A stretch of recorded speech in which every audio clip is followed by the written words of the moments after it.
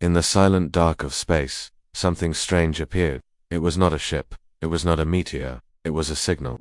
A pulse of sound and light, repeating over and over again like a heartbeat of the stars. The signal reached Earth on a normal morning. It was 4:42 a.m. at the International Space Station, floating above the Earth like a lonely guardian. Commander Zara Khan, a space engineer from Pakistan, had just finished checking the solar panels when she saw her screen blink. Incoming signal, unknown SOURCI-8. First, Zara thought it was just a glitch, but then the sound began. It was low, deep, like the growl of a giant animal. Then words appeared clear and sharp, written in over 50 languages. Your world has been watched. Your kind has been judged. You have 7 Earth days to surrender. Zara's blood ran cold. The world. React on Earth. News of the signal spread fast. Some people laughed. Some cried. Most just stared at their screens, not knowing what to believe. At the United Nations headquarters in New York, leaders gathered in fear. Maybe it's a prank, said the British delegate. No, said Dr. V.R. Ananth, a leading Indian astrophysicist. The signal comes from deep space, and it's using technology far beyond ours. It's real. The President of the United States slammed her hand on the table. Do they want war? Dr. V.R. shook his head. No. They've already decided. This isn't a threat. It's an announcement. The first day people across the planet looked up at the skies, waiting. Nothing happened. But then, just before midnight, something moved across the moon. Black shapes, long, sharp, like knives, glided through space. They made no sound. They cast no shadow. One satellite captured a photo. When zoomed in, the shape looked like a ship. It had no windows, no engines, just a single red light glowing at its center like an eye watching Earth. At 12:01 a.m., every screen on Earth TVs, phones, computers turned to static.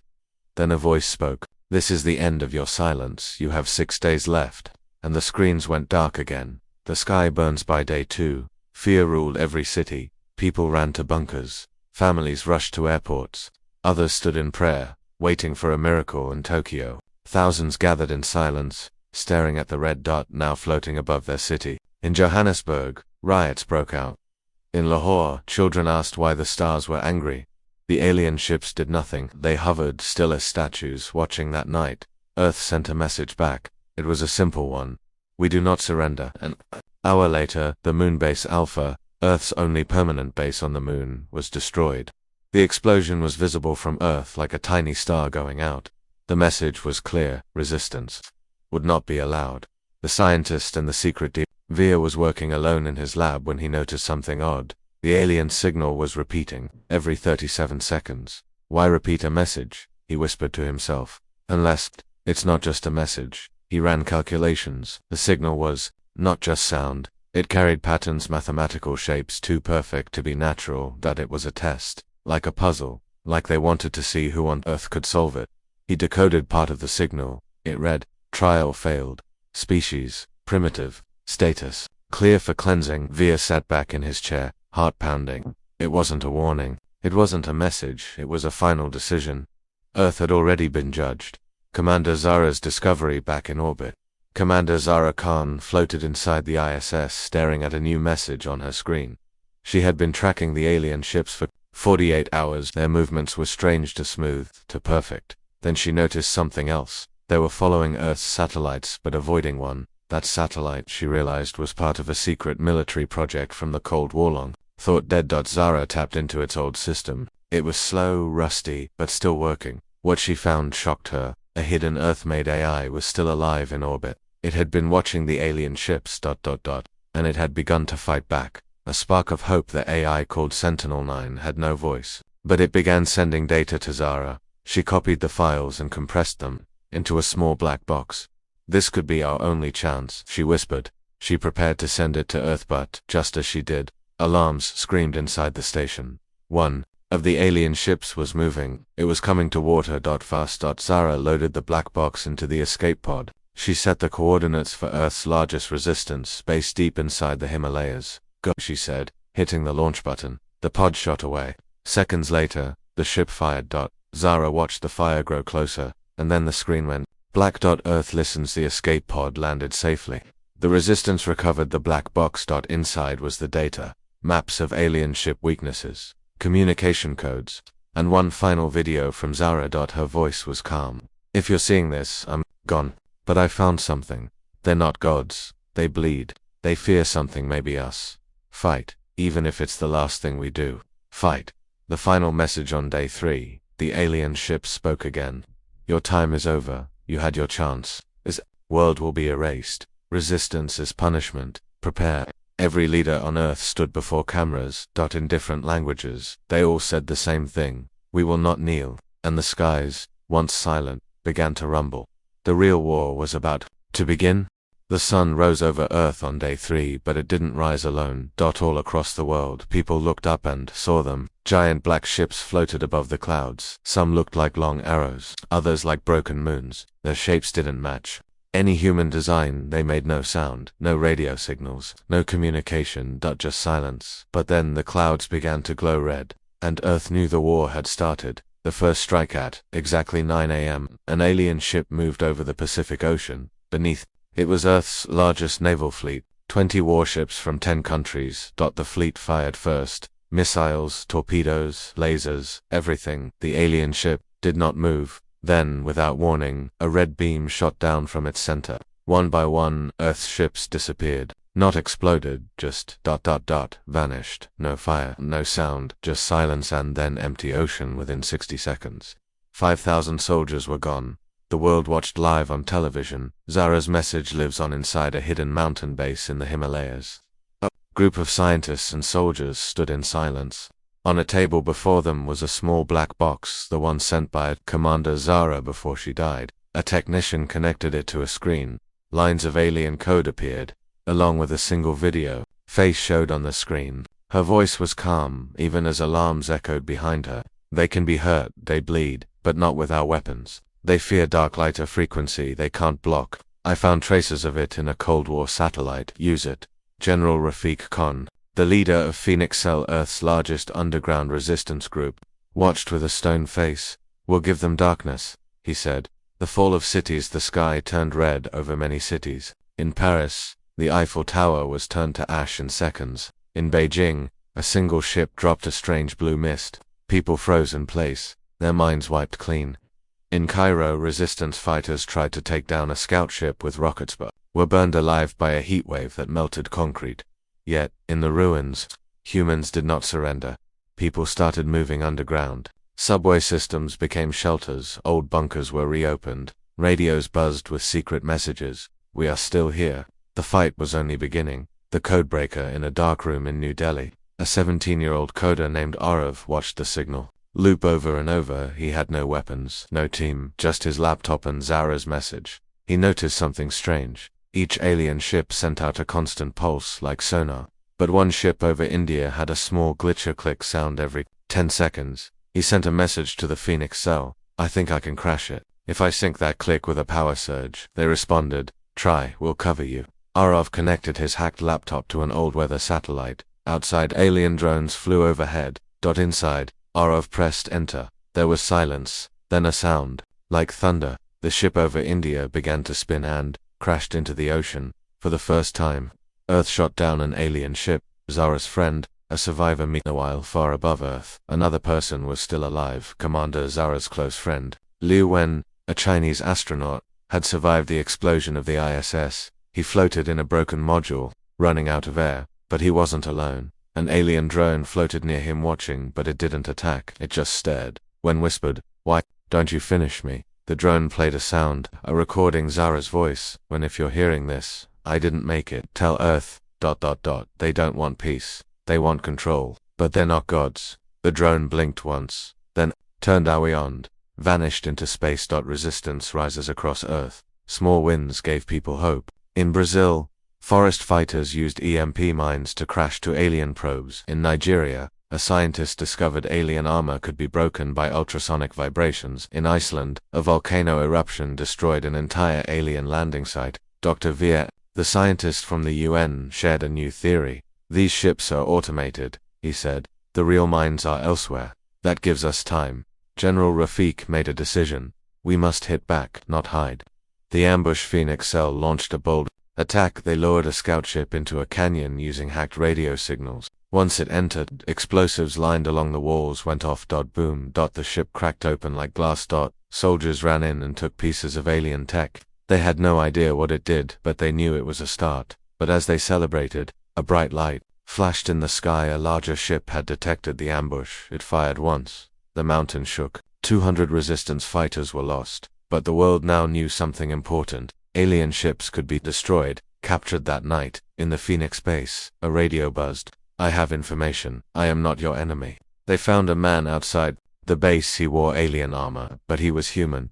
His name was Darian Hale, a pilot lost in space 5 years ago. Thought dead. He had been captured by the aliens and then released. I've seen their world, he said. They're not what you think. General Rafik aimed his gun. Why should we trust you? Darian replied, because they're scared. Of something on Earth. Something we don't even know we have. The voice returns at midnight. All screens turned on again. The same voice as before. Cold and inhuman spoke. You destroy one ship. We destroy a city. Suddenly, the city of Lagos, Nigeria, went dark. A wave of red light swept through the buildings. When it cleared, 2 million people were gone. We do not lose. We erase, but Earth did not break. Instead, more messages began to spread. Join the resistance. We have dark light. They can bleed. End of part 2. Cliffhanger. Inside the ruins of an alien ship, a resistance scientist found a strange object, cube glowing with light. When touched, it showed a map of space. One star was marked in red. Earth, but another was marked in black. The black star pulsed, then blinked out. The scientist whispered, did someone just destroy one of their worlds? Maybe. Humanity was not fighting alone. The world was no longer the same. That cities were broken, oceans were quiet. Roads were filled with dust and silence. But under the ashes, hope began to rise. Humanity had lost ships, soldiers, and whole cities. But it had not lost its will to fight. Soldier in the dust. In the burning ruins of Lahore, a man walked alone through the smoke. His name was Major Rafik Khan, former army officer, now leader of the Phoenix Cell, the largest human resistance force. He moved through broken buildings. With a calm face, in his hand he held a small device that beeped slowly. He followed the signal to a half-buried basement. Inside he found 3 survivors, 2 teenagers and a child. You're safe now, he said. Come with me. They didn't speak, just nodded. Their eyes were full of fear. But when they saw the phoenix symbol on his armor, black bird with wings of fire, they began to hope again. The underground network all across the planet. Underground resistance groups were connecting. In Canada, old Cold War bunkers became safe zones. In Kenya, old train tunnels turned into weapons labs. In Bangladesh, fishermen used radios hidden in boats to share alien ship locations. They had no great weapons, no space fleets, just willpower, old tech and fire in their hearts. Dr. Veer Ananth, still alive and working in a secret lab beneath Mumbai, sent out a message across all channels. We are not alone in this fight anymore. One of their stars just went dark. Something or someone is fighting back. The resistance called this mystery the Unknown Ally. Zara's legacy Darklight weapon, using the data Zara had sent before her death. Phoenix Cell developed a prototype weapon. They called it Project Darklight. That wasn't a gun. It was a signaler light wave that hurt alien tech. Made their shields flicker. Made their drones shake. Even the motherships reacted to it like animals in pain. But it had a cost. The signal used so much power it could only fire once, and it needed 10 minutes to charge. Major Rafik looked at the machine, then said, let's test it, and we'll do it loud. The boy with the signal in a small village near Karachi, a teenage boy named Raheel, repaired old radios. He wasn't a fighter. He wasn't a genius. Just a boy with clever hands. One day, he heard a strange sound on a broken walkie-talkie. Click. Buzz. Pause. He adjusted the dials. The sound repeated, then changed. It wasn't just a signal. It was a language. Raheel recorded it and sent it to the resistance. Dr. Veer decoded it. It's not alien, he said. It's Earth tech, very old, very secret. Raheel had found a forgotten military satellite still orbiting Earth 1 that could maybe be used to spy on the alien fleet. Trap in Cairo. Phoenix Cell chose Cairo for their first real strike. An alien scout ship landed on the edge of the city, scanning ruins. It moved slowly, unaware that humans were near. Major Rafik stood on top of a collapsed building. Behind him, Darklight weapon waited. The signal began to charge. A team of resistance fighters, men, women, even teenagers, moved into place with mirrors, drones, and distraction flares. The alien ship sensed them but too late. Now, Rafik shouted. The dark light beam fired a sharp blue flash that cut the air like lightning. The ship shook. Its red lights blinked fast. Then it crashed into a hotel, breaking in two. Cheers erupted. For the first time, a large alien ship was destroyed by human hands, a hidden enemy, but victory was short. That night, Phoenix Cell's main hideout in Cairo was bombed from above. Someone had given away their location. They had a traitor in a dark room. Rafik met with a captured man wearing alien armor. You work for them? Rafik asked. The man smiled. I work for survival. He was a marked human who had joined the alien side. In return, he was given power, food, and safety. There are more like me, the marked said, and we are watching the marked. Among us across the world, more marked were discovered. Some were spies in high places, scientists, military leaders, even politicians. Others were poor people offered safety in exchange for loyalty. One UN general was caught sending resistance plans to the enemy. He was stopped just in time. Now, the resistance had two enemies. The alien machines above. The traitors walking below. Zara's friend returns far above Earth. Astronaut Liu Wen was still alive. Floating in a tiny pod, low on oxygen, he activated a forgotten emergency beacon. Earth received the signal. A rescue. The sky was still red, the air was still heavy, but humans were learning to fight. Earth had burned, but Earth had not bowed. The warning inside. They'll reckon a small resistance bunker near Cairo. Scientists studied the remains of the alien scout ship, destroyed by Phoenix Cell. Dr. Via and two engineers opened the black control box from the ship. Inside it was something strange. A message, not in an alien language but in perfect English. They are watching you through your own people. The war has already entered your minds. The scientists looked at each other. That had the aliens been using humans as their eyes? A new kind of war. General Rafik Khan gathered the resistance leaders. We fight them in the sky, he said. Now we fight them in the shadows. He pointed to a large screen showing cities, London, Karachi, New York, Beijing. There are humans, helping them not because they believe in the aliens, but because they believe we will lose. The group was silent. They call themselves the Marked, he said. They wear no uniform, they carry no flag, but they are more dangerous than drones. The betrayal in the secret resistance base under Berlin. Alarms rang. An explosion tore through the east wing. Fire, smoke, chaos. Someone had placed a bomb near the communication center. In the security footage, a young resistance fighter was seen, walking away just seconds before the blast. Her name was Alina Jansen. She had been with the Phoenix Cell for months. Trusted, respected. She had smiled, joked, fought beside others, and now she was gone. With her, she took the names of resistance bases across Europe. A coder's discovery back in New Delhi. Haka Orov worked in a small, dark room. He had been listening to encrypted alien signals for days. Now he heard something familiar. A human voice. A UN general. Speaking clearly to the alien fleet. Arov's hands shook. He quickly recorded the message and sent it. To General RAFIQ. It said, as promised, I've delivered the resistance locations. I want the safe zone. For me and my family. Rafik stared at the screen, jaw tight. The enemy wears our face now, he said. Double Agent General Rafik made a bold choice. He met with a man called Darian Haler, former Earth pilot who had been missing for 5 years. Darian claimed the aliens had captured him, experimented on him, and let him go. Now he wanted revenge. You say you can feed them false data, Rafik said. How do we know you're not still working for them? Darian looked Rafik in the eye. You don't, he replied. But if you don't use me now, you'll lose everything. Rafik paused, then nodded. Darian was in assassination attempt. Last elected world leader, President Lina Torres of Chile, had gone into hiding after the fall of Santiago. She lived underground, surrounded by guards in silence. One day, a resistance fighter named Malik arrived to escort her to a secret summit with other leaders, but Malik was not Malik. He was a marked. As he entered the secure room, he pulled out a hidden weapon. Before he could fire, Commander Zara's AI system, Sentinel-9, activated a laser alert. Guards tackled Malik. The shot missed, but now it was clear. The aliens wanted human leaders gone, not enslaved, not captured, erased. The captured alien in Lagos. Nigerian fighters managed to capture a damaged alien drone, half machine, half living tissue. They brought it to a lab deep underground. Dr. Veer and a small team tried to understand it. It spoke no words, but once connected to their interface, it sent a single message. Your minds are soft. easy to twist. You fight us, but you already belong to us. Then it exploded, destroying the lab. But one scientist survived. Clutching a burned datapad, he said, "They fear something.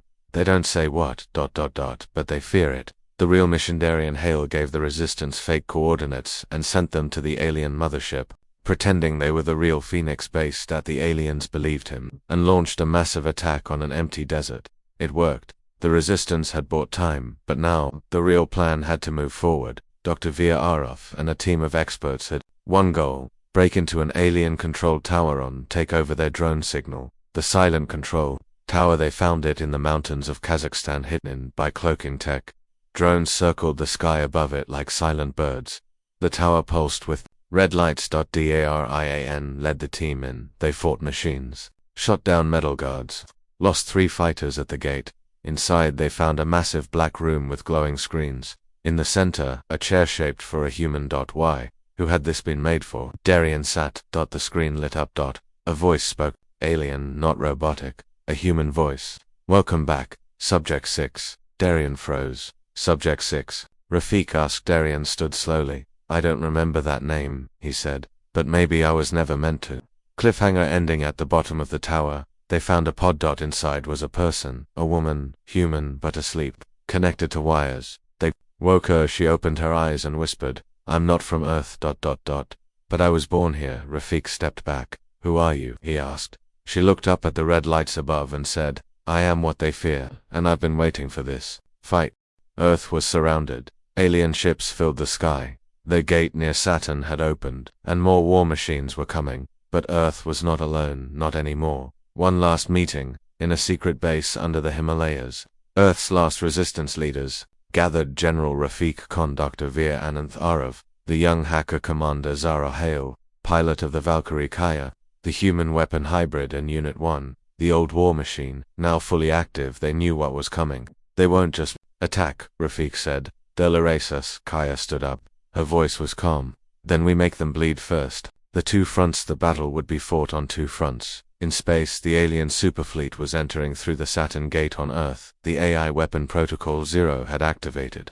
Believing Unit 1 was a global threat, if Protocol 0 finished charging, it would destroy Earth and everything on it. So the mission was clear. Kaya and Zara would take the Valkyrie to destroy the Saturn gate. Arov and Unit 1 would go underwater to shut down Protocol 0 if one side fails. Dr. Via said, "There's no Earth left." The final sky battle. The Valkyrie shot into space, fast and silent. Behind it, alien ships raced through the gate near Saturn. Kaia stood in the ship's open airlock, charging the shard cannon, powered by the ancient Martian core. Zara flew straight into the storm. Lasers fired, ships chased, explosions rocked the stars. Kai fired once, boom, a gate support tower shattered, but the gate remained. One last shot. The core began to overheat. Zara shouted, "If you fire, we won't make it back." Kaya looked at the gate, then at Earth in the distance. "We weren't built to run." She fired. The gate collapsed, sending a shockwave that tore apart every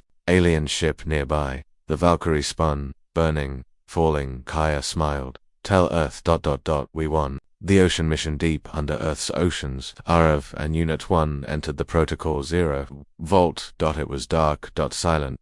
Then lights turned red. Intruders detected. Initiating termination. Defense drones swarmed them. Unit 1 stepped forward. Its armor glowed blue. It fought like a storm. 1 drone. 10. 50.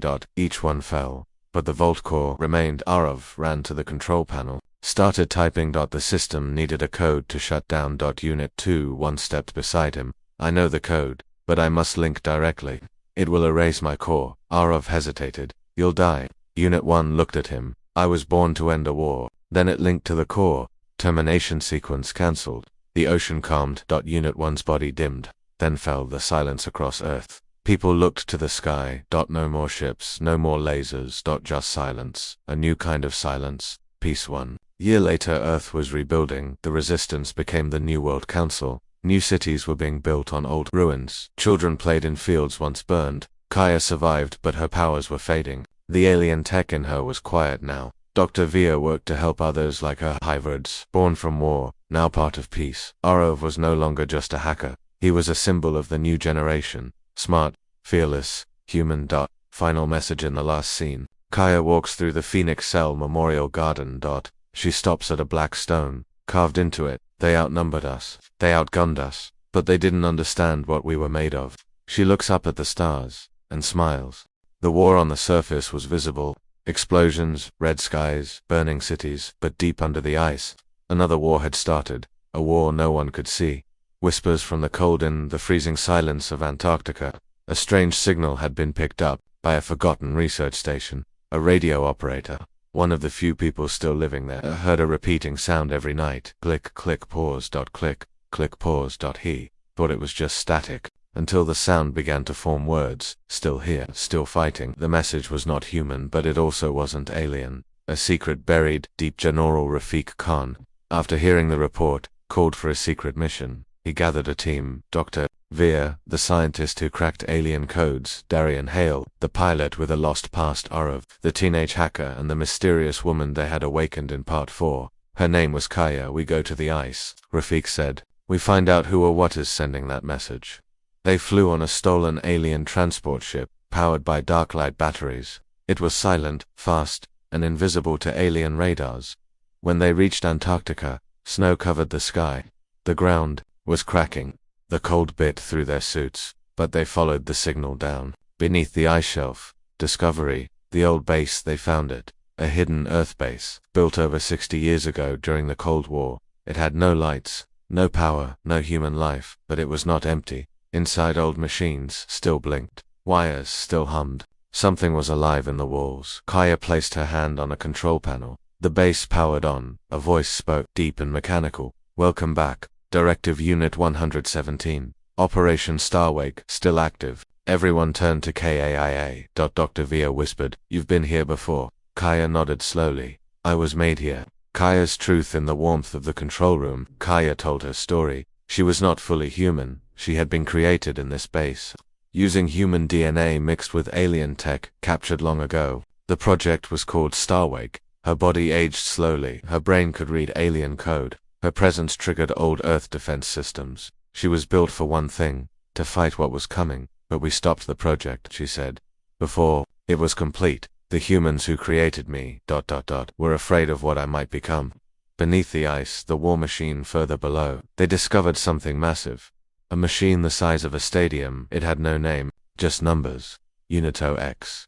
Inside it were hundreds of darklight generators, alien tech cannons, and AI systems built by humans who feared alien invasion decades ago, but it had never been activated. Dr. Veer studied the machine. This could shoot down a mothership, but why didn't we use it before? Arav asked. Kaya looked sad, because humans forgot it existed, or were made to forget. The enemy awakes as they activated the machine's power core. An alarm triggered. Red lights. Motion. A sharp, high-pitched sound. They know we're here, Darian shouted. Above the base, an alien dropship arrived. Then another. Then more. Then more. Hundreds of drones began cutting through the ice. The battle had begun. Ice battle. The resistance team fought back from within the frozen base. Arav hacked into the dropships, crashing one into the mountains. Dr. Veer used Kaya's DNA to activate auto-defense cannons. Darian led a team outside with darklight rifles. Kaya connected her mind to Unito X and powered it up. As drones broke through the walls, a massive cannon fired from beneath the ice. Boom. One alien ship exploded. Then another. The sky over Antarctica turned black with smoke, but Kaya screamed. The machine was too powerful and it was breaking her mind. Rafiq rushed to disconnect her, but she stopped him. If I stop now, we all die. The truth in the data core. Dr. Veer accessed the machine's memory. Inside were logs from the Cold War. He found something terrifying. Earth had made contact with alien signals years ago, long before the invasion. But governments had kept it secret. They had created Kaya as a weapon, then locked her away out of fear, and worse. The aliens had been watching Earth ever since, slowly manipulating minds, preparing. Veer shouted. We were never surprised. We were too slow to act. The final blow with Kaya's help. Unix fired its main beam. A red laser shot into the sky, hitting the orbiting alien command ship. The ship cracked. Fires spilled into space. It began to fall. For the first time, Earth had destroyed a command vessel. But inside the machine, Kaya fell to the ground. Smoke poured from her eyes. I'm not done yet, she whispered. And then everything went dark. Victory and fear. The battle was over. The team survived, but Kaya was in a coma. The ice base was damaged, but now Earth had a weapon that could change the war. Still, Dr. Veer looked uneasy. There's something worse in those files, he said. The aliens didn't just come to erase us, they came to harvest something. Arav asked. What? He replied. Something they lost. Something only humans have. Final scene. Cliffhanger. High above Earth, inside a deep alien command ship, a figure walked into a dark room. He was tall, humanoid, eyes glowing white. Behind him were rows of tanks, each one holding something. Alive. He spoke to a machine in his language. The machine replied. Directive 9 failed. Human resistance growing. Starwake reactivated. The figure nodded. Then said in a low voice, then we must wake our weapon too. And in the final tank, something moved. Something not human. Something built to end all resistance. The Earth was fighting, but Earth was bleeding. Alien ships still floated over cities. The resistance was strong but weak compared to the enemy's power. Then came a voice, not from Earth, not from the aliens, but from the Red Planet, a signal from the dust inside the Phoenix Cell's Himalayan base. A tired technician stared at a dusty console. It hadn't worked in years. Then without warning, it lit up. Incoming signal. Origin. Mars' message was short. We are alive. We have weapons. Mars is not lost. General Rafiq Khan, standing beside Dr. Veer Ananth, read it 3 times. Mars, he said slowly. Veer nodded. The mining colony. Everyone thought it was gone. But it survived, Rafiq said. And now it calls for us. The lost colony 15 years ago. Earth had a mining colony on Mars. New Horizon. When the alien signals began, contact was lost. People believed the colony had been destroyed or abandoned. But it hadn't. It had gone dark on purpose now. A ship called the Valkyrie, Earth's last space-capable vessel, would carry a team to the Red Planet. The mission: find the survivors, recover alien tech, bring back anything that could help win the war. The team to Mars. The crew was small, but each person mattered. Dr. Veer, scientist and codebreaker. ROF teenage hacker with alien signal skills. Major Zara Hef, a space pilot, sister of the fallen commander Zara Khan. Kaya, the half-human weapon, still recovering, but stronger every day. Darian Hale, a pilot with memories stolen by aliens before leaving. Rafiq said one thing: this isn't just about Mars. It's about finding the fight we've lost. Landing on red soil, the Valkyrie entered Mars orbit. No alien ships. No sounds. Just dust, storms and silence. They landed near New Horizon colony, hidden under rock and metal. As they stepped out, red sand crunched under their boots. Suddenly, a light appeared. A door opened. Guns aimed at them. And then, a voice said, "You're late." The survivors, the Mars colonists, were alive, but not the same. They were tougher, leaner, eyes sharp, minds hard. They had survived in tunnels, built their own weapons, even captured alien drones for study. Their leader was a woman named Commander Raina Sol. "You thought we were dead," she said to Dr. Veer. "No," he said. "We thought we failed you." She nodded. "Maybe you did. But we made something stronger out of the ashes." The black core inside a secret lab on Mars. Raina showed the Earth team what they had discovered.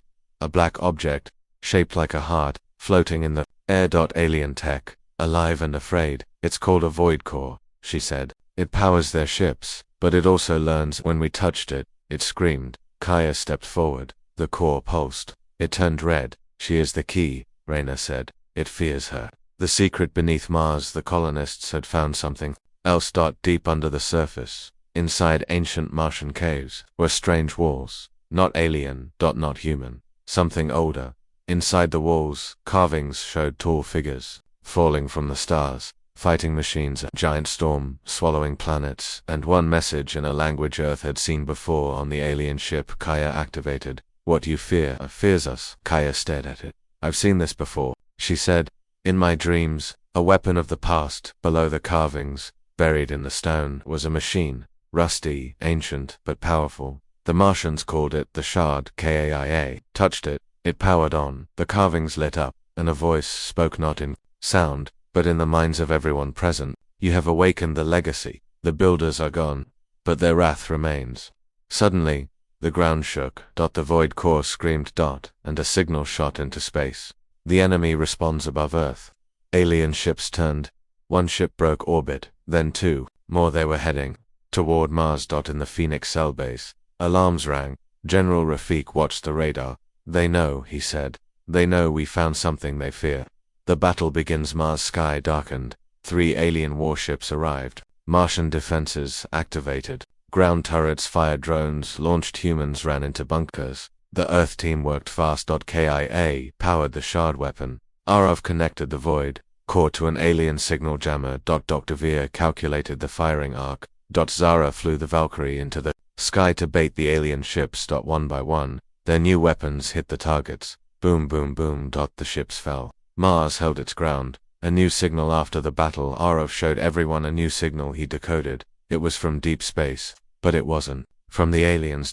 It showed a planet small, dark, with a strange mark. It's not a threat, Arav said. It's a warning. Kaya translated the symbol. Wake the one below or all will burn. End of part 6. Cliffhanger in the final scene. Far beneath the Martian caves, something moved. Not alien, not machine. A shape inside stone. A heartbeat. Slow. Old. And ready to rise. The red sands of Mars were quiet now. Alien ships had fallen. The void core had been captured, but deep under the planet's crust, something old had awakened. The shape in the stone inside the Martian caves. Kaya stood before a black wall. It pulsed like it was alive. She touched it again. A crack formed. Stone broke apart and something stepped out. Not a robot, not fully human, a tall figure made of both flesh and metal. Its eyes glowed white. Its face looked familiar. Dr. Veer whispered, "It looks like you." Kaya nodded slowly. "No, it looks like what I was meant to become." The lost creation commander Raina of the Mars colony called it Unit 1.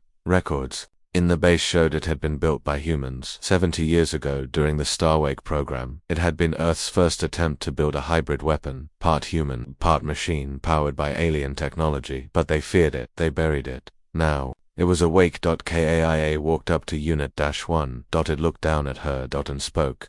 "You are the echo. I am the origin." The fight for control at first. The Martian scientists tried to communicate with Unit 1, but it wouldn't answer. Kaya tried to connect through her neural link. Suddenly her body froze. She collapsed. Inside her mind, a voice spoke. "You are not ready." Kaya saw flashes, alien wars, dying stars, machines tearing planets apart. She woke up gasping for air. "It's not here to help us," she said. "It's here to finish what Earth started." The weapon chosen at 1 moved through the caves. Where it walked, machines activated. Drones powered on. Defense turrets turned, but they didn't attack. They followed it. Zara, the pilot, aimed her weapon at it. "We can't trust it."